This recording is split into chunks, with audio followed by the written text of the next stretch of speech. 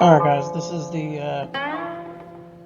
notes on China. This is the second set of notes after geography, and it's called China Begins. So we're going to get started here.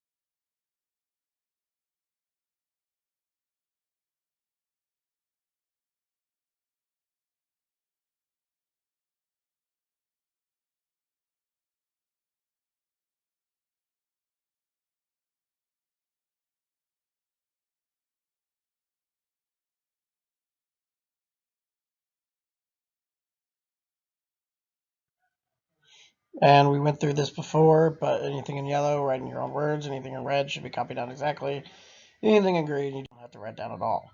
We talked about it before. If you remember, we have the Himalayan mountains over there. That's what they look like. We have a desert right there. It's called the Taklamakan Desert. We have the coastline, which means they are bordered by large mountains, oceans, and a huge desert, which means they have protection all over the place. Very isolated. You also have the Great Wall of China right there. We've talked about all of this. Their country has very good land for farming. What they farm is rice. More than 90% of the world's rice comes from Asia, and a lot of it comes from China. Like I said before, they're bordered by the Himalayan mountains, the Gobi Desert, the Taklamakan Desert, the ocean, Pacific Ocean over there, and everything in between. So they are naturally protected on all sides, except for the north. This is why they built the Great Wall of China. Their biggest thing in regards to geography, road, we talked about it.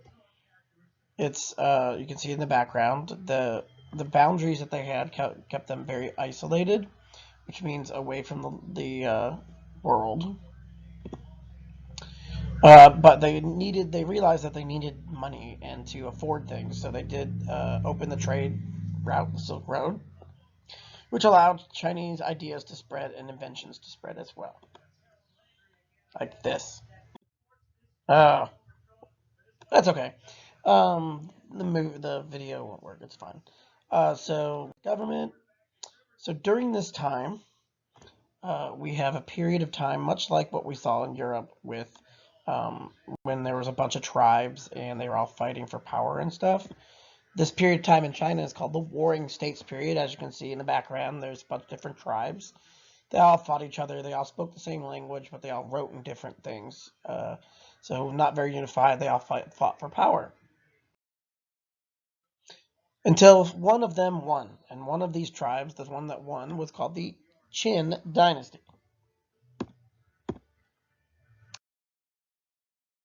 How the Qin Dynasty ruled? Well, they united China, giving everybody the same writing system, the same money system, the same weights or how to trade and things like that, and measurements and laws and all that kind of stuff.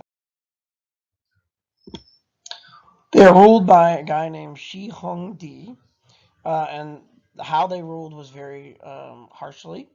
They had a system of punishments known as legalism, and it wasn't obviously very good. First brain snack. The zombies are coming.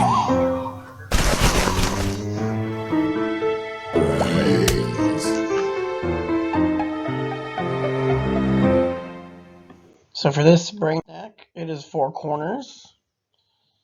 And I ask you a question, you went to the corner of the room.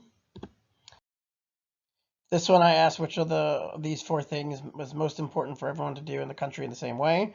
Write the same way, have the same measurements, same money, or same laws. A lot of people said writing or laws, which makes sense because you need to write things the same way so everybody knows what's going on. And laws so everybody can follow the things as well. So it's good. Moving on, so that was their government. Moving on to society. What was society? So after this Qin period of just terrible, terrible legalism, we have another family that takes over. The people revolt, and they basically elect another family to be in charge. They are called the Hans. Hans did very good. They introduced a philosophy called Confucianism. Confucianism is a philosophy basically so that people could behave properly, become good citizens, follow their rules, respect their family, respect their ancestors, and all that kind of stuff. If you watched Mulan, which we have, that scene where they're going to their ancestors for advice and stuff, that's Confucianism. It's respect for family and leaders, following the rules, and it was much easier to control people that way, which is what they used it for. Rather than not using legalism or something harsh. So everything was going good until they were attacked by barbarian invaders called the Huns in the north, which led to their fall and the Huns kind of coming in and not taking over, but they lost. The Huns lost their loyalty from people. And here's what that.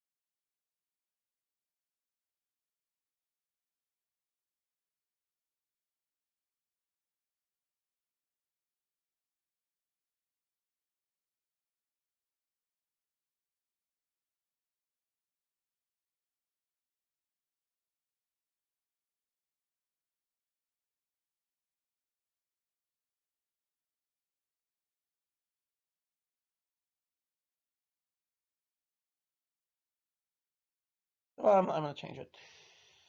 So after uh, the Hans are basically taken out of power because people are, suffering and dying and not having enough food and things like that. We have a period of what we call disunion with many, many emperors and just random guys, random, families and stuff like that. And during this period of disunion, a lot of people were suffering and not doing so well. So a new philosophy / religion comes into China from India called Buddhism. And it teaches people how to deal with these things, deal with the suffering, accept suffering. The main teaching says that suffering can only stop when you stop desiring things. And more importantly, it also says that all are equal and you should treat each other equally. There's also one more philosophy that comes into this into China during this time, and it is called Taoism. Taoism is a philosophy that's basically like Buddhism, but they say nature is the best example of how to live. We should avoid conflict. We should avoid desire, and that kind of thing. So that's Taoism, and one of our favorite cartoon Taoist, and that cartoon character is Winnie the Pooh. He doesn't worry about too much. He lives by what nature said to do, and they always turn out right. So, and then we have our final brain snack. The zombies are coming. Brains.